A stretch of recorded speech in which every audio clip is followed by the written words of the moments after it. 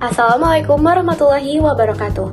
Kami dari kelompok 1 IKM 3A akan menjelaskan mengenai mini literatur review, hubungan pola makan, dan regulasi metabolisme energi. Berikut nama anggota kelompok kami. Selanjutnya, pada bagian pendahuluan ini, saya akan menjelaskan secara singkat tentang metabolisme energi. Metabolisme energi adalah proses tubuh dalam mengubah nutrien menjadi energi melalui reaksi katabolisme dan anabolisme. Proses ini dikendalikan oleh berbagai hormon seperti insulin dan glukagon, serta aktivitas mitokondria sebagai pusat produksi energi.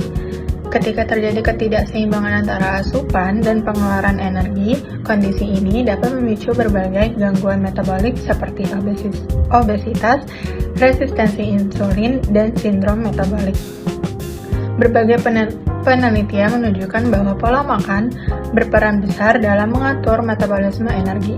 Pola diet seperti diet Mediterania, pembatasan kalori, dan time restricted eating dapat meningkatkan sensitivitas insulin, memperbaiki fungsi metabolik, serta menjaga keseimbangan mikrobiota usus.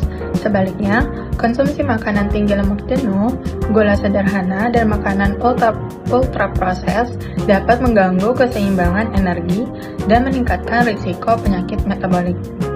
Selain komposisi makanan, waktu makan yang sesuai dengan ritme sirkadian juga mempengaruhi efisiensi metabolisme. Faktor lain seperti usia, etnis, dan aktivitas fisik turut menentukan bagaimana tubuh memproses dan menggunakan energi.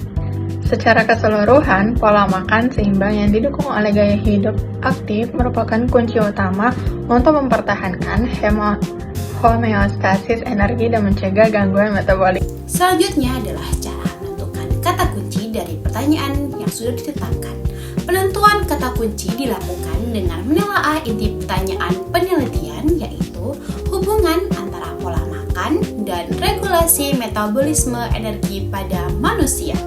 Dari fokus tersebut, diidentifikasi istilah utama terkait pola makan dan metabolisme energi, sehingga diperoleh kata kunci sebagai berikut: meal timing, meal pattern, energy metabolism, dietary habits, metabolic health, obesity, gut microbiota, energy balance, energy intake, calorie intake, metabolism regulation, dietary patterns, dan diet. Sinonim dan istilah sepadan juga dipertimbangkan untuk memperluas cakupan dan memperoleh literatur yang relevan. Selanjutnya ada bagaimana strategi dalam menelusuri dan menemukan literatur. Kami menelusuri literatur secara sistematis dengan mendefinisikan topik hubungan antara pola makan dan regulasi metabolisme energi pada manusia. Pencarian dilakukan di Google Scholar menggunakan sinonim terkait pola makan, metabolisme, energi, aktivitas fisik, intermittent fasting, dan kualitas tidur, serta filter tahun publikasi. Versi awal dilakukan melalui judul dan abstrak, kemudian dilanjutkan dengan penelaah bagian penting seperti pendahuluan, metodologi, hasil, dan pembahasan. Referensi tambahan ditelusuri dari daftar pustaka, artikel relevan untuk memperkuat cakupan literatur. Selanjutnya, saya akan membahas mengenai jenis dan cakupan penelitian, seperti apakah bacaan jurnal atau terbitan berbentuk berkala ilmiah, working paper, manuskrip yang tidak dipublikasi, atau yang lainnya.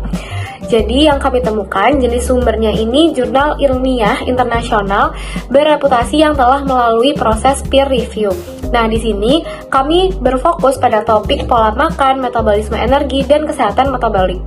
Selanjutnya ada metode penelitiannya. Di sini kami mengambil beberapa, yaitu studi eksperimental, observasional, dan literatur review.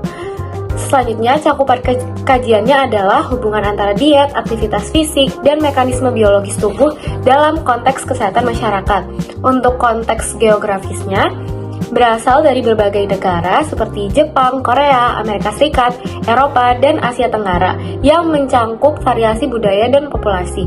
Untuk relevansinya, memberikan gambaran global mengenai perbedaan kebiasaan makan dan variasi metabolik. Selanjutnya, saya akan membahas tesis atau problem statement atau pertanyaan penelitian yang sedang kami gali di literatur yang sudah kami cari dan baca. Jadi rumusan masalah yang kami temukan itu berfokus pada bagaimana pola makan yang mempengaruhi regulasi metabolisme energi. Selain itu, literatur menunjukkan adanya perbedaan respon metabolik antar individu yang dipengaruhi oleh faktor genetik, aktivitas fisik, dan budaya makan, serta berkaitan dengan resiko penyakit metabolik seperti obesitas ataupun diabetes. Dari keseluruhan temuan yang telah kami temukan, pertanyaan utama yang kami angkat adalah bagaimana hubungan antara pola makan dan regulasi metabolisme energi pada manusia. Baik, selanjutnya saya akan menjelaskan tentang konsep dan informasi yang didapatkan dari literatur yang telah kami temukan. Beberapa penelitian terbaru menegaskan bahwa pola makan memiliki peran yang sangat penting dalam pengaturan metabolisme tubuh. Yu dan rekan-rekannya pada tahun 2024 menunjukkan bahwa kualitas diet serta keseimbangan makronutrien berpengaruh besar terhadap efisiensi metabolisme. Proporsi gizi yang tepat mampu meningkatkan pembakaran energi dan sensitivitas insulin, sedangkan ketidakseimbangan makronutrien dapat menghambat pemanfaatan energi, sehingga tubuh tidak bisa bekerja secara optimal. Temuan ini juga sejalan dengan penelitian Li, Tang, dan Li pada tahun 2023 yang menekankan bahwa makanan berkualitas dengan kepadatan energi rendah seperti sayuran, buah, dan bahan pangan utuh dapat meningkatkan pengaturan glukosa serta menjaga stabilitas energi dalam jangka panjang. Tidak hanya itu, Carmody, Faradi, dan Turnbaugh pada tahun 2024 turut menambahkan bahwa mikrobioma usus berperan sebagai penghubung penting antara pola makan dan metabolisme. Pola makan tinggi serat dan rendah lemak, jenuh, terbukti mampu mempertahankan keragaman mikrobiota yang pada akhirnya meningkatkan efisiensi pencernaan dan metabolisme. Secara keseluruhan, ketiga penelitian ini menunjukkan bahwa kualitas diet, keseimbangan makronutrien, dan kesehatan mikrobioma saling berkaitan erat dan bersama-sama menentukan bagaimana tubuh mengolah dan memanfaatkan energi. Selanjutnya, selain pola makan dan mikrobioma, sejumlah penelitian juga menegaskan pentingnya aktivitas fisik dan pengaturan waktu makan dalam mendukung kesehatan metabolik. Wulan dan rekan-rekan pada tahun 2021, serta Zhang dan rekan-rekan pada tahun 2025 menunjukkan bahwa aktivitas fisik berperan besar dalam meningkatkan oksidasi lemak, kontrol glukosa, dan sensitivitas insulin. Latihan yang dilakukan secara teratur turut membantu menjaga keseimbangan energi melalui peningkatan pengeluaran energi harian.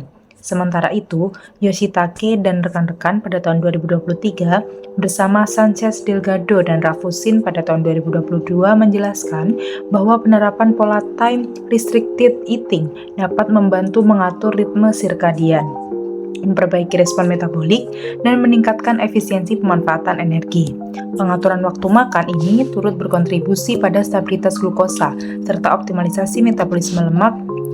Secara keseluruhan, berbagai studi tersebut menunjukkan bahwa metabolisme energi merupakan hasil sinergi antara pola makan, kesehatan mikrobioma usus, aktivitas fisik, dan waktu makan, di mana keempat ini bekerja secara terintegrasi untuk menjaga fungsi metabolik tubuh. Selanjutnya, saya akan menjelaskan latar belakang atau rasionalisasi. Latar belakang dari penelitian-penelitian ini berangkat dari meningkatnya kasus gangguan metabolik seperti obesitas, resistensi insulin, dan peradangan kronis yang muncul akibat perubahan gaya hidup modern, termasuk konsumsi makanan ultraproses, pola makan yang tidak teratur, dan rendahnya aktivitas fisik. Kondisi ini mendorong para peneliti untuk memahami bagaimana pola makan, kualitas gizi, mikrobioma usus, aktivitas fisik, dan waktu makan berinteraksi dalam mengatur metabolisme energi. Penelitian dari jurnal-jurnal yang kami temukan dilakukan sebagai respon terhadap meningkatnya kebutuhan akan strategi berbasis bukti untuk meningkatkan efisiensi metabolik, sensitivitas insulin, ritme sirkadian, dan pencegahan gangguan metabolik. Secara keseluruhan, penelitian-penelitian ini muncul dari perhatian global terhadap pentingnya memahami faktor gaya hidup dan kondisi biologis dalam menjaga kesehatan metabolik berbagai populasi, terutama manusia. Berdasarkan 10 kajian jurnal yang telah ditemukan oleh kelompok kami, 10 jurnal tersebut memiliki penelitian yang beragam namun serupa. Seperti jurnal pertama menggunakan desain eksperimental komparatif dalam kondisi laboratorium terkontrol untuk membandingkan respon metabolik antar kelompok etnis. Sedangkan jurnal kedua memakai desain cross-seksional, menilai hubungan aktivitas fisik, pola makan, dan biomarker metabolik pada lansia lewat kuesioner dan pemeriksaan laboratorium. Sedangkan jurnal ketiga, 4, 5, 7, dan juga 9 merupakan tinjauan literatur, baik naratif maupun critical review yang menyintesis temuan penelitian sebelumnya dan menyoroti pola mekanisme serta kesenjangan penelitian. Sedangkan jurnal ke-6 menggunakan penelitian observasional cross-sectional untuk membandingkan pola makan individu, underweight, dan normal BMI tanpa intervensi. Sedangkan jurnal ke-8 memakai desain eksperimental kuantitatif yang berupa uji intervensi singkat pada manusia. Terakhir yaitu jurnal ke-10 memakai desain review komparatif menganalisis berbagai jenis intermittent fasting dan dampaknya terhadap kesehatan kardiometabolik. Dari 10 jurnal yang telah berhasil kelompok kami temukan dan telaah, pada umumnya menyajikan data secara sistematis melalui tabel, grafik, plot, dan juga uraian naratif tergantung apa itu jenis penelitiannya. Jurnal eksperimental seperti jurnal pertama menyajikan hasil dalam bentuk analisis statistik dan interpretasi koefisien. Jurnal observasional seperti jurnal kedua menampilkan tabel dan angka statistik yang kemudian dijelaskan secara deskriptif. Sedangkan 6 jurnal lainnya, jurnal ketiga, 4, 5, 7, 8, dan juga 9 menggunakan narasi review tanpa tabel, merangkum dan membandingkan temuan dari berbagai studi untuk melihat pola metabolik dan mekanisme biologis. Jurnal ke-9 dan ke-10 menambahkan grafik dan plot metabolik untuk menunjukkan perubahan energi, glukosa, dan oksidasi substrat. Secara umum, waktu makan, jenis diet memberikan dampak nyata terhadap metabolisme energi dan kesehatan kardiometabolik yang ditunjukkan melalui pola perubahan pada data statistik maupun rangkuman temuan penelitian sebelumnya.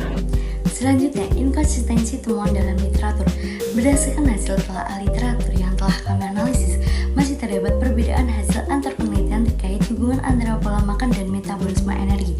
Pada sebagian studi menekankan pengaruh perilaku makan dan aktivitas fisik menjadi faktor utama yang mempengaruhi metabolisme tubuh. Sementara studi lainnya menunjukkan bahwa faktor genetik, fisiologis, dan bahkan komposisi mikrobioma usus juga memiliki peranan penting. Selain itu, efek dari pola diet tertentu seperti ketogenic diet dan intermittent fasting juga belum menunjukkan hasil yang konsisten. Sebagian ada yang mendukung manfaatnya, namun sebagian lainnya tidak menemukan pengaruh yang signifikan. Nah, pada variasi individu, metode penelitian dan durasi intervensi turut menyebabkan hasil antara studi sulit dibandingkan secara langsung sehingga belum diperoleh kesepahaman ilmiah yang utuh mengenai mekanisme hubungan tersebut dalam konteks populasi yang lebih luas dan beragam. Arah penelitian selanjutnya, berdasarkan inkonsistensi hasil penelitian yang telah saya paparkan sebelumnya, dapat disimpulkan bahwa masih terdapat banyak aspek yang belum sepenuhnya dipahami terkait hubungan antara pola makan dan regulasi metabolisme energi. Karena itu, arah penelitian selanjutnya perlu difokuskan untuk memperkuat bukti ilmiah yang ada. Beberapa hal yang dapat menjadi fokus penelitian ke depan antara lain perlunya desain studi yang lebih kuat dan representatif agar hubungan sebab akibat dapat diuji dengan lebih jelas. Selain itu, penelitian juga perlu mengeksplorasi mekanisme biologis secara lebih mendalam, terutama terkait peran mikrobioma dan proses metabolik yang terjadi di dalam tubuh. Di sisi lain, perluasan populasi penelitian dengan mempertimbangkan variasi usia, jenis kelamin, dan tingkat aktivitas fisik juga menjadi penting agar hasilnya lebih relevan dan aplikatif dalam konteks kehidupan sehari-hari. Dengan demikian, arah penelitian di masa mendatang diharapkan mampu memberikan pemahaman yang lebih komprehensif mengenai mekanisme regulasi metabolisme energi. Berikut adalah daftar referensi jurnal yang kami gunakan dalam penyusunan materi ini. Sekian presentasi dari kami kelompok 1. Kurang lebihnya mohon maaf. Terima kasih. Wassalamualaikum warahmatullahi wabarakatuh.